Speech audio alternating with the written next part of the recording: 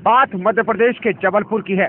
12 दिसंबर को कोतवाली थाना क्षेत्र में सौरभ नाम के युवक की बहन की शादी थी। सब लोग बड़े खुश थे। सौरभ की बहन की बारात दरवाजे तक पहुंच चुकी थी। घर आए सभी मेहमान टकटकी लगाए बारात देखने लगे, क्योंकि मौका ही ऐसा था।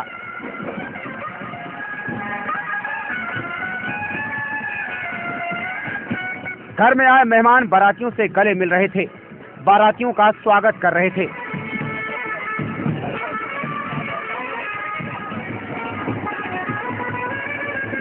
सब लोगों के चेहरे पर एक अलग सी खुशी थी, और खुशी हो भी क्यों ना, किसी की लड़की शादी के बंधन में बंधने जो जा रही थी।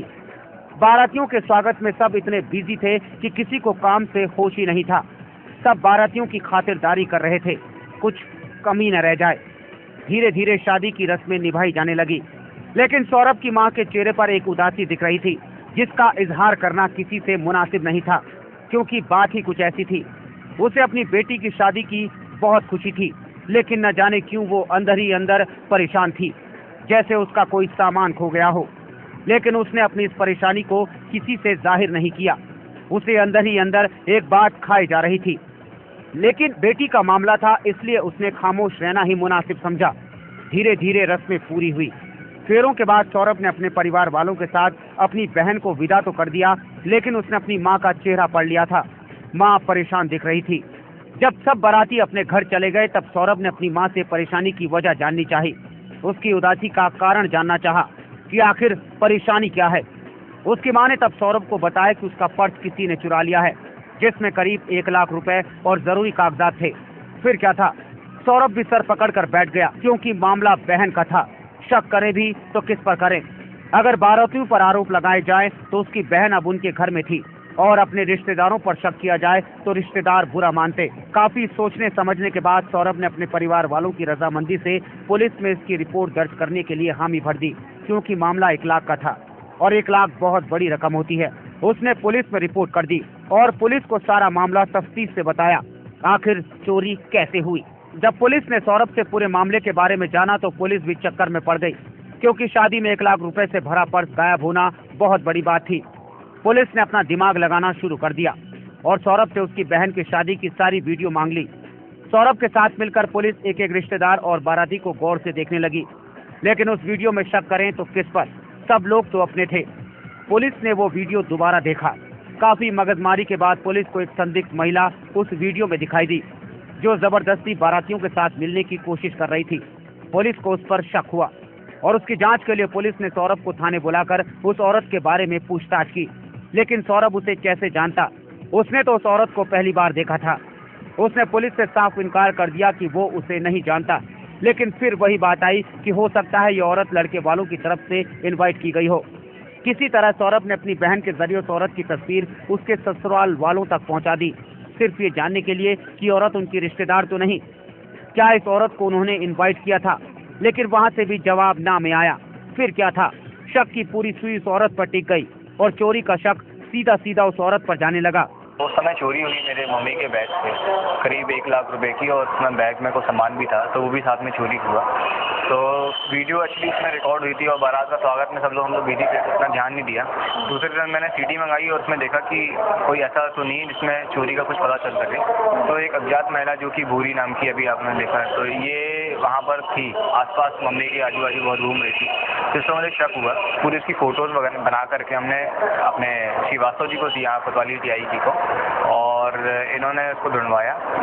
और उसके बाद ये पता चला कि शायद बंदैया मोहल्ले में कहीं रहती है, सूची तरह कहीं आसपास। पुलिस फौरन हरकत में आई और उस संदिग्ध औरत की तलाश में जुट गई। पुलिस उसका फोटो निकलवाकर उसे गली मोहल्लों में ढूंढने निकल पड़ी।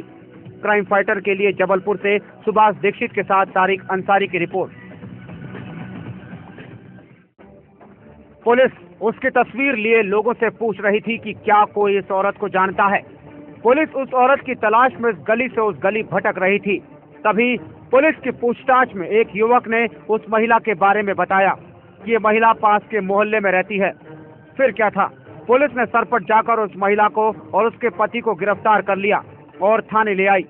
थाने में लाने के बाद एक सारे भेद खुलते गए और सौरभ की जान में जान आती गई।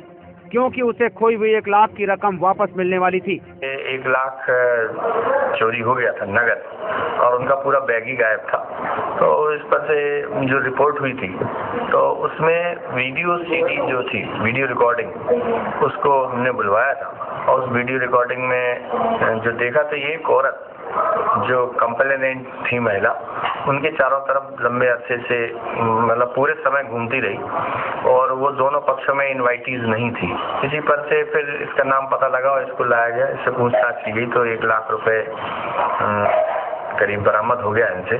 जब पुलिस ने वर्षा उस भूरी नाम की इस महिला से पूछताछ की तो उसने पूरा माजरा बता दिया। उसने अपनी 4 महीने की बेटी को साथ में लेकर इस चोरी को अंजाम दिया। भूरी ने यह भी बताया कि उसे किसी ने शादी में आमंत्रित नहीं किया था, वो सिर्फ खाना खाने के लिए गई थी।